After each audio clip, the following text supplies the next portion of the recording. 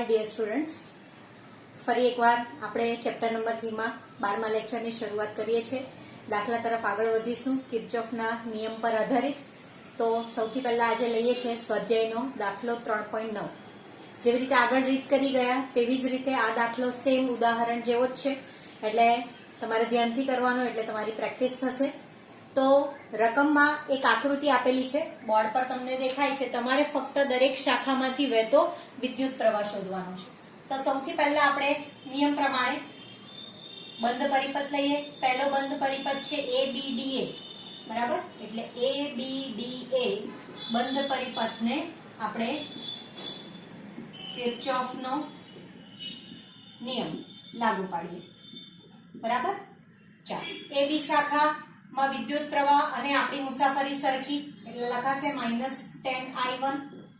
BD એમાં પણ એ જ રીતે છે, એટલે -5I3, બરાબર? 5I3. B થી A તરફ વિદ્યુત પ્રવાહ વિરુદ્ધ દિશામાં, એટલે +5I2 = 0.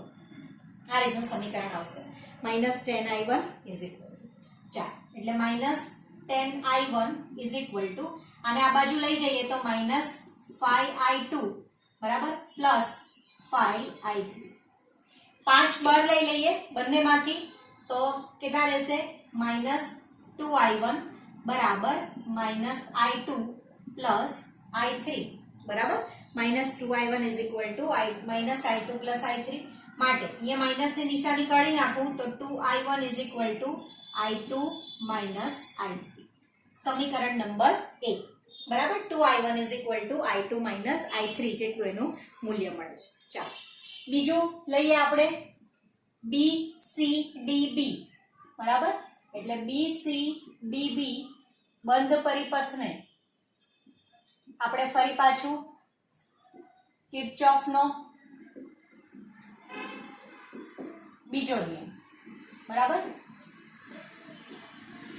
ચાલો, બીજો નિયમ લગાડીએ. એટલે BCDB, BC માં આપણી મુસાફરી અને વિદ્યુત પ્રવાહ એક જ દિશામાં છે, એટલે શું આવશે? -5I1 I3. C થી D એટલે +10I2 +I3. C થી D. D થી B એટલે વિરુદ્ધ દિશામાં વિદ્યુત પ્રવાહ B થી D છે, આપણે જઈએ છીએ DB તરફ, એટલે +5I3 = 0. આ રીતે લખાશે. માટે સમીકરણ છોડો. -5I1 +5I3 +10I2 +10I3 +5I3 = 0, બરાબર? માટે -5I1, આ 10 અને 10 20 થશે, એટલે 20I3 +10I2 = 0, બરાબર? ચાલો, -5I1 +20I3 10I2, અને આ બાજુ લઈ જાઉં તો -5I1 -10I2 -20I3. માટે 5I1 10I2 +20I3. 5 ને બહાર લઈ લઈએ તો શું થશે? I1 બરાબર આ થશે 2I2 +4I3, બરાબર? 5 કોમન કાઢી દે, 0 માં નીકળી જાય, એટલે I1 બરાબર 5 દુ 10, એટલે 2I2 +4I3. ઉપરના સમીકરણને આપણે 2 વડે ગુણીએ, બરાબર? આ સમીકરણને 2 વડે ગુણું છું તો 2I1 બરાબર 4I2 +8I3. સમીકરણ નંબર 2, બરાબર? હવે જો સમીકરણ 1 અને 2 ડાબી બાજુ સરખા હોય, કારણ કે 2I1 બંનેની. ચાલો, તો સમીકરણ 1 અને 2 ને સરખાવી દો તો શું થશે? I2 I3 = 4I2 +8I3, બરાબર? ચાલો, તો 4 આ બાજુ લઈ લઈએ, અથવા તો I2 ને આ બાજુ લઈ જાઓ, અને 8I3 છે આ બાજુ લઈ આવો, બરાબર? ગુણાકાર સમીકરણનો કરશો એટલે તમને ફાઇનલ આન્સર એનો મળશે -9I3. જો આને આ બાજુ લઈ આવો એટલે -9I3 થાય. 8 ને 1 9, અને I2 ને આ બાજુ પર લઈ જાઓ તો is equal to 3I2 minus I2 થશે એટલે 4 માંથી 1 જાય તો 3 બરાબર. ચાલો એટલે 3 તારી 9 થાય તો I2 બરાબર -3I3 સમીકરણ નંબર 3 બરાબર. I2 ને 3 ને ભાગાકાર કરી નાખો. ચાલો એટલે IT ની એક વેલ્યુ મળી આપણને. ચાલો હવે આપણે કરીએ છીએ સમીકરણ 1 અને 3. એમાં જુઓ આપણને I2 ની કિંમત મળી ગઈ તો સમીકરણ 3 ની કિંમત આપણે સમીકરણ 1 માં મૂકી શકીએ. તો 3 ની કિંમત સમીકરણ 1 માં મૂકતા ચાલો શું થશે? 3 ની કિંમત 1 માં મૂકો તો 2I1 is equal to I2 ની કિંમત કેટલી મૂકવાની? -3I3 અને આ થશે -I3 બરાબર. ચાલો એટલે 2I1 બરાબર -4I3 2 દુ 4 એટલે I1 બરાબર -2I3 સમીકરણ નંબર 4 બરાબર. I1 is equal to -2I3 સમીકરણ નંબર 4 થશે. સમીકરણ 4 માંથી આપણને I1 ની વેલ્યુ મળી અને સમીકરણ 3 માંથી આપણને I2 ની વેલ્યુ મળી બરાબર. અહીંયા I1 અને I2 ના સમીકરણ લઈ લીધા. હવે છેલ્લો એક બંધ પરિપથ જોઈએ છે બીજો ADCEFA બરાબર. આ છેલ્લો બંધ પરિપથ નીચેનો. ચાલો એટલે ADC બરાબર શું થશે? EFA બંધ પરિપથને આપણે શું લગાડીએ છીએ? સેકન્ડ લો કિર્ચોફનો. ચાલો તો સેકન્ડ લો લગાડીએ તો A થી D એટલે -5IT થાય I2 -5I2. ચાલો D થી C એટલે અહીંયા પણ સરખું જ છે એટલે -10I2 +I3. ચાલો આગળ જાઓ તો ઋણ ધ્રુવમાંથી દાખલ થઈને ધન ધ્રુવ વાટે બહાર નીકળે છે વિદ્યુત પ્રવાહ બરાબર. તો I એટલે +10 -10I ઇઝ ઇક્વલ ટુ 0 બરાબર. સાદું રૂપ આપો તો -5I2 -10I2 -10I3 +10 -10. હવે જો અહીંયા I છે તો I ની વેલ્યુ કેટલી? હવે I જેટલો વિદ્યુત પ્રવાહ અહીંયા વહે છે એ જંક્શન પાસે આવીને એના બે ભાગ પડે છે દેખાયો I1 અને I2 બરાબર. તો આપણે શું લખી શકીએ? I ની જગ્યાએ I1 + I2 is equal to 0. ફરી પાછું સાદું રૂપ આપો -5I2 -10I2 -10I3 +10 -10I1 -10I2 is equal to 0 બરાબર.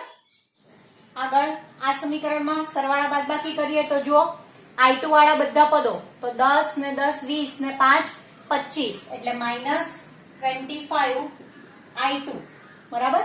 I1 વાળું પદ એક જ છે -10I1 -10I3 I3 વાળું પદ પણ એક જ છે બરાબર +10 ઇઝ ઇક્વલ ટુ 0 બરાબર. આટલી વેલ્યુ આવી. આ સમીકરણ જે છે એનું આપણે સાદું રૂપ આપ્યું તો સાદું રૂપ આપતા આટલી વેલ્યુ મળે છે. હવે આપણે શું કરવાનું છે? આપણી પાસે I1 અને I2 ના મૂલ્ય છે એટલે I1 અને I2 બંનેના મૂલ્ય આપણે સમીકરણ 3 અને 4 માંથી મૂકી શકીએ બરાબર. તો એક સમીકરણ જે આપણને મળ્યું બરાબર એમાં શું થશે? 15I2 +10I3 બરાબર +10 ઇઝ ઇક્વલ ટુ 0 બરાબર. સમીકરણમાં તમે ગુણાકાર ભાગાકાર કરશો બરાબર એટલે વેલ્યુ તમને છેલ્લે મળે છે 15I2 અહીંયા 15 છે 15I2 બરાબર +10I3 બરાબર +10I ઇઝ ઇક્વલ ટુ તો છેલ્લું જે સમીકરણ તમને મળે છે તે છેલ્લું સમીકરણ છે 25I2 +10I1 આપણે અહીંયા 25I2 પ્લસ અહીંયા થશે 10I1 બરાબર છે +10I1 +10I3 is equal to I3 બરાબર ઇઝ ઇક્વલ ટુ આ બાજુ જાય તો 10. પણ અહીંયા જો મેં શું કર્યું છે તે માઇનસ ની નિશાનીને બહાર કાઢી લીધી એટલે 25I2 થઈ ગયા +10I1 થઈ ગયા +10I3 થઈ ગયા માઇનસ ની નિશાનીને બહાર કાઢતા આટલું બરાબર. તો હવે આ 10 આ બાજુ જાય તો પહેલા તો માઇનસ આવે પણ પછી પેલી માઇનસ ની નિશાની આપણે બહાર કાઢેલી છે, બધી સંજ્ઞા બદલીએ એટલે આપણ 10 થઈ જાય પ્લસ, એટલે 25i2 plus 10i1 plus 10i3 is equal to 10. ચાલો શું થશે? સમીકરણ 3 અને 4 માંથી કિંમત મૂકતા, બરાબર, ઉપરોક્ત સમીકરણમાં તમારે કિંમત મૂકવાની છે. તો આપણે શું કરીએ? 25i2 ની જગ્યાએ સમીકરણ નંબર 3 જુઓ, -3i3 પ્લસ 10i1 ની જગ્યાએ -2i3 plus 10i3 is equal to 10. આ થશે 25 75i3 minus 20i3 plus 10i3 is equal to 10. ચાલો શું થશે? 75i3 minus 20i3 plus 10i3 is equal to 10. તો હું લખી શકીશ અહીંયા માઇનસ 85i3. કઈ રીતે? આ 20 અને 10 એટલે માઇનસ 10 થાય, માઇનસ 10 અને માઇનસ 75 એટલે 85, માઇનસ ની નિશાની રહેશે. 85i3 ઇઝ ઇક્વલ ટુ 10, બરાબર. માટે i3 is equal to minus 10 ના છેદમાં 85 એમપી. માટે i3 બરાબર 5 ભાગ ચાલશે, બરાબર. તો શું થશે? 5 દુ 10 અને 17 પંચા 85 એટલે i3 ની વેલ્યુ મળી તમને -2/17a. જો વિદ્યાર્થી મિત્રો મેં વચ્ચે છે ને સમીકરણ રવા દીધા છે, પણ અત્યારે આપણે જગ્યાના અભાવે આ સમીકરણ ભૂસી નાખું છું, પછી તમારે નોટમાં જોઈ લેવાના. i3 નું મૂલ્ય મળી ગયું -2/17a, બરાબર. હવે કોઈ પણ એક કિંમત, કે દાખલા તરીકે આમાં તમે કિંમત મૂકશો i3 ની તો i2 મળશે, આમાં મૂકશો તો, અને આમાં મૂકશો તો i1 ની વેલ્યુ મળશે. ચાલો તો i3 ની કિંમત સમીકરણ 3 માં લેતા, બરાબર, શું થશે? i2 બરાબર -3 ઇન્ટુ -2/17 એટલે કેટલું? 6/17a i2 બરાબર, બરાબર. અને તેવી જ રીતે i2 ની કિંમત પણ તમે મૂકી શકો. i2 બરાબર આપણને કેટલા મળ્યા? 6/17, બરાબર. અને i3 ની કિંમત મળી -2/17at. અને હવે i1 ની કિંમત મળી જાય તો સમીકરણ 4 પરથી i1 ની કિંમત કેટલી? i1 બરાબર -2. i3 ની જગ્યાએ આપણે શું મૂકશું? -2/17. તો i1 બરાબર કેટલા? 4/17 એમ્પિયર. હવે મેં તમને આગળ કીધું એ પ્રમાણે કે જંક્શન એ આગળ વિદ્યુત પ્રવાહો ભેગા થાય છે એટલે સમીકરણ બનશે i બરાબર i1 પ્લસ i2. આપણે આગળના સમીકરણમાં એનો ઉપયોગ પણ કર્યો. તો i બરાબર i1 કેટલા? 4/17 પ્લસ i2 નું વેલ્યુ કેટલી? 6/17. માટે બરાબર i2 અને i1 ની વેલ્યુ હવે આપણે કાઢી નાખીએ છીએ. તો શું થશે? i બરાબર 10/17 એમ્પિયર. i ની વેલ્યુ આપણને મળી ગઈ. i is equal to 10/17. હવે દરેક શાખામાંથી વહેતો વિદ્યુત પ્રવાહ આપણે શોધી શકીએ. તેથી AB માંથી વહેતો વિદ્યુત પ્રવાહ, તો AB માં કયો પ્રવાહ વહે છે? i1. તો i1 ની વેલ્યુ કેટલી? 4/17. તો i1 બરાબર 4/17 એમ્પિયર. ત્યાર પછી આવે છે BC. તો BC માંથી વહેતો પ્રવાહ કેટલો છે? i1 i3 જેટલો. એટલે i1 છે 4/17 માઇનસ i3 ની વેલ્યુ કેટલી છે? -2/17. તો કેટલું થશે? 6/17 એમ્પિયર. ચાલો BC. પછી CD માંથી વહેતો પ્રવાહ. તો CD માંથી વહેતો પ્રવાહ કેટલો છે? i2 વત્તા i3. તો i2 ની વેલ્યુ કેટલી આપણને આપેલી છે? 6/17 વત્તા i3 ની વેલ્યુ કેટલી છે? -2/17 બરાબર 4/17 એમ્પિયર. ત્યાર પછી DA AD શાખામાંથી વહેતો પ્રવાહ કેટલો છે? i2. તો AD શાખામાંથી વહેતો પ્રવાહ જે છે i2 બરાબર 6/17 એમ્પિયર જેટલો આપણને મળે. અને CEFA આખો બંધ પરિપથ જે છે, બરાબર, એટલે CEFADC બંધ પરિપથમાંથી વહેતો પ્રવાહ કેટલો? આઈ જેટલો, અને આઈ ની વેલ્યુ આપણને કેટલી મળી? 10/17 એમ્પિયર. બરાબર. તો આ તમને દરેક શાખામાંથી વહેતો વિદ્યુત પ્રવાહ જે છે, જે તમારે શોધવાનો હતો, તે મળી જાય છે. બીજો દાખલો જોઈએ વિદ્યાર્થી મિત્રો, ઉદાહરણ 3.6. હવે એમાં પણ તમારે બે બિંદુઓ એ અને એચ આપેલા છે. એ અને એચ વચ્ચેનો સમતુલ્ય અવરોધ શોધવાનો છે અને દરેક શાખામાંથી વહેતો વિદ્યુત પ્રવાહ પણ શોધવાનો છે. બરાબર. હવે આકૃતિમાં હું તમને વિદ્યુત પ્રવાહ દર્શાવું છું. સૌથી પહેલા વિદ્યુત પ્રવાહ દર્શાવવાની રીત, તો ધારો કે અહીંયાથી I જેટલો વિદ્યુત પ્રવાહ વહે છે. બરાબર. હવે જો એ જંક્શન આવે છે, એ જંક્શન પાસે એના 3 ફાંટા પડ્યા. આ એક AF, બીજું AD અને ત્રીજો AB. એટલે વિદ્યુત પ્રવાહ I 3 ભાગમાં વહેંચાયો. એટલે આપણે લખી શકીએ અહીંયા I/3, અહીંયા I/3 અને આ શાખામાં I/3. બરાબર. એટલે I ના 3 ભાગ, I/3, I/3, I/3.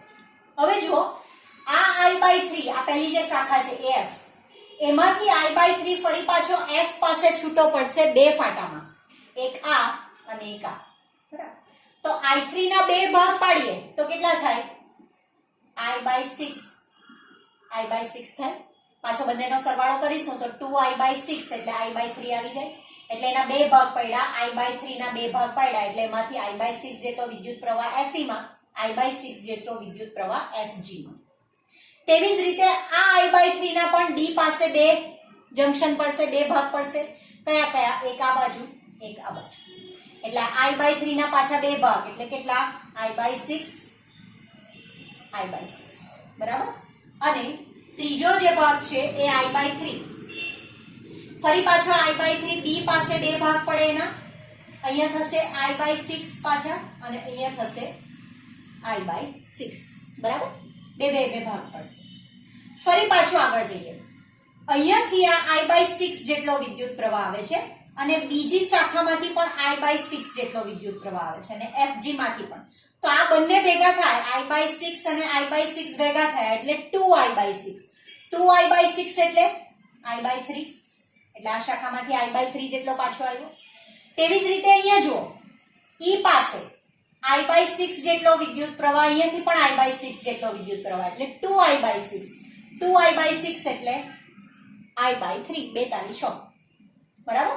અને બીજો જે વિદ્યુત પ્રવાહ છે એ વિદ્યુત પ્રવાહ અહીંયાથી આવે છે I/3 જેટલો, અહીંયાથી પણ આવે છે I/3 જેટલો. હવે અહીંયા જુઓ, C પાસે આ I/6 અહીંયા આવ્યો અને BC શાખામાંથી પણ I/6 જેટલો આવ્યો. તો એ બંને ભેગા મળીને અહીંયા કેટલો રચશે? I/3 જેટલો.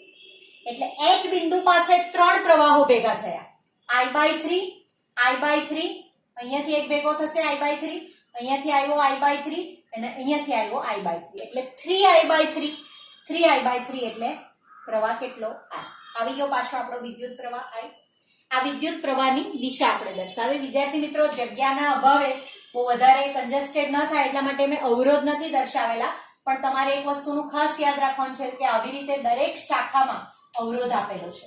યાદ રાખજો, દરેક શાખામાં અવરોધ છે અને અવરોધનું મૂલ્ય 1 ઓહ્મ જેટલું છે. મેં દર્શાવેલો નથી પણ આપણે લખશું ખરા, સ્મોલ r. દરેક શાખા જે છે, બરાબર, આ રીતે એમાંથી r જેટલો અવરોધ જે છે એ આપેલો છે દરેક શાખામાં.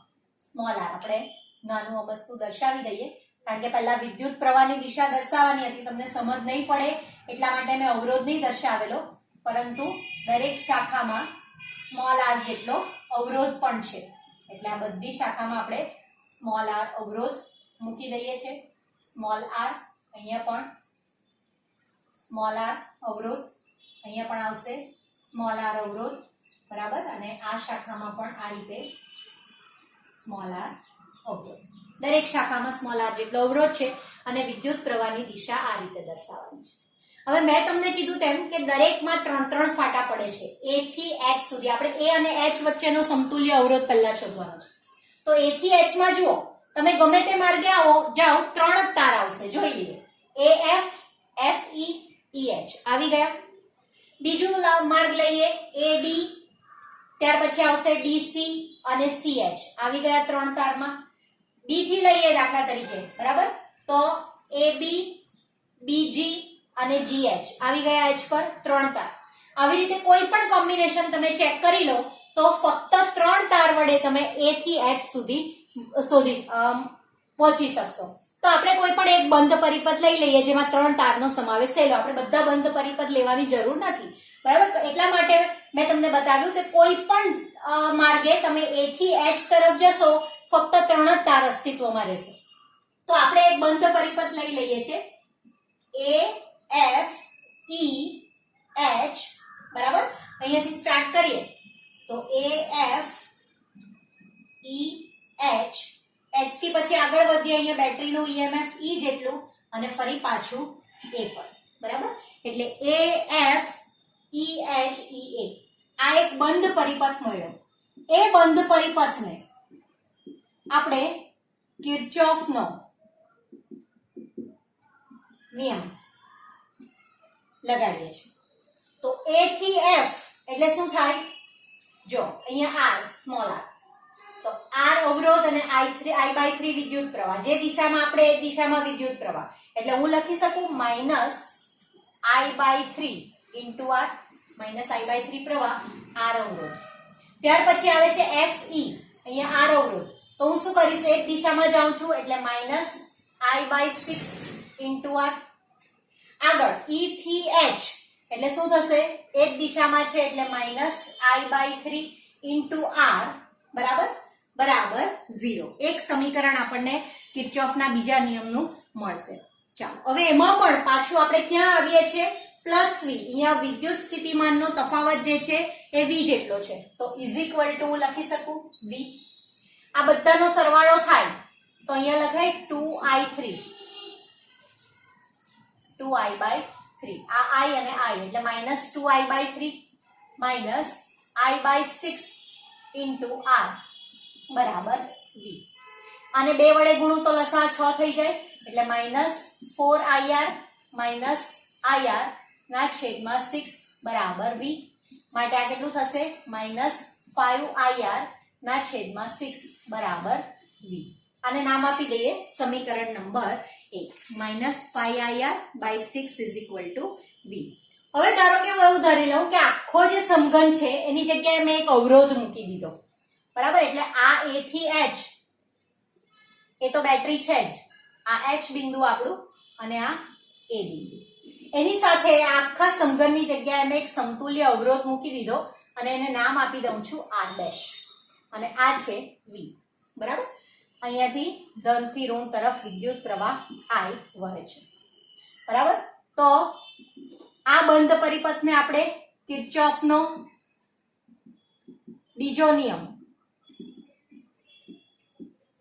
લગાડીએ, બરાબર. તો કિર્ચોફનો બીજો નિયમ લગાડીએ એટલે અહીંયાથી I જેટલો વિદ્યુત પ્રવાહ પસાર થાય છે એટલે -IR' લખાય આ દિશામાંથી -IR' અને અહીંયા આવે છે +V, બરાબર. અથવા તો તમે જમણી બાજુ ઉપર લખી દો એને, બરાબર. તો એનું મૂલ્ય કેટલું થશે? -IR' ઇઝ ઇક્વલ ટુ આવી ગયા આપણે V પર. સમીકરણ નંબર 2. સમીકરણ 1 અને 2 જમણી બાજુ સરખી એટલે બંનેને સરખાવાય. તો સમીકરણ 1 અને 2 ને સરખાવતા ચાલો શું થશે? -IR' બરાબર -5IR ના છેદમાં 6. I કેન્સલ એટલે માઇનસ માઇનસ પણ કેન્સલ, તો R' બરાબર 5R ના છેદમાં 6 ઓહ્મ, બરાબર. હવે એમાં R બરાબર 1 ઓહ્મ તમને આપેલો છે. દરેક શાખામાંથી R બરાબર 1 ઓહ્મ રકમમાં આપેલો છે. તો R' બરાબર કેટલા થાય? 5/6 ઓહ્મ, બરાબર. આ સમતુલ્ય અવરોધ મળ્યો A અને H વચ્ચેનો. આ રીતે હવે આપણે શોધવાનો છે વિદ્યુત પ્રવાહ. તો આપણે સમીકરણ ઓહમના નિયમ પરથી લખી શકીએ I = V/R, બરાબર. I = E/R માં E નું મૂલ્ય જે છે એ 10 વોલ્ટ તમને આપેલું છે. સમીકરણમાં V બરાબર 10 વોલ્ટ તમને રકમમાં આપેલું છે અને R' જે છે આપણે શોધો કેટલો? 5/6. તો I બરાબર કેટલું થાય? 60/5 બરાબર 12 એમ્પિયર, બરાબર. એટલે દરેક શાખામાંથી વહેતો વિદ્યુત પ્રવાહ તમને આ રીતે મળે.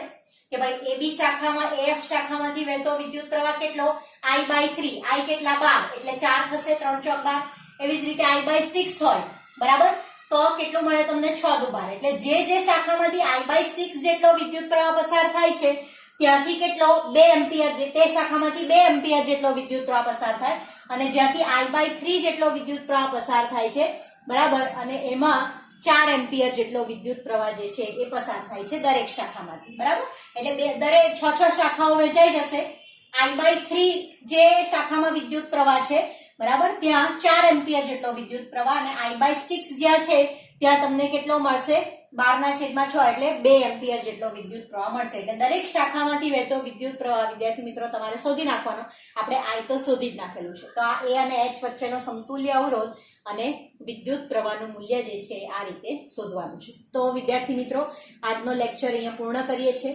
નેક્સ્ટ લેક્ચરમાં ફરી પાછા મળીએ ત્યાં સુધી ગુડ બાય ટેક કેર